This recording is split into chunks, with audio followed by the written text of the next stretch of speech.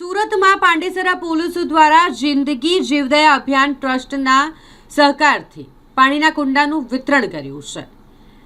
જે અબોલા પશુ અને પક્ષીઓ છે તેઓને ઉનાળાની આ ઋતુમાં પાણી મળી રહે, તેઓ તરસ્યા ન રહે તેવા આશયથી આ પાણીના કુંડાનું વિતરણ કરવાનું આયોજન કરવામાં આવ્યું છે। પિયુષ પોઈન્ટ ખાતે પાણીના કુંડાનું વિતરણ કરવામાં આવ્યું। પાંડેસરા પોલીસ મથકના પોલીસ ઇન્સ્પેક્ટર દ્વારા પાણી કુંડા વિતરિત કરવામાં આવ્યા।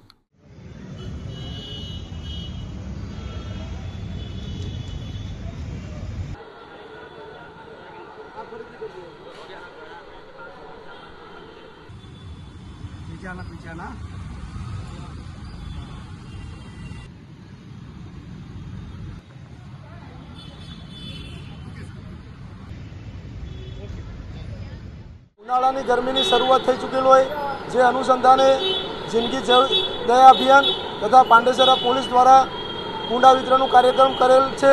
જાહેર જનતાને અપીલ કરવામાં આવે છે કે પોતાના અગાસી અથવા ગાર્ડનની અંદર એક કુંડા મૂકવામાં આવે જેથી કરીને અબોલા પંખીઓનો જીવ બચી શકે।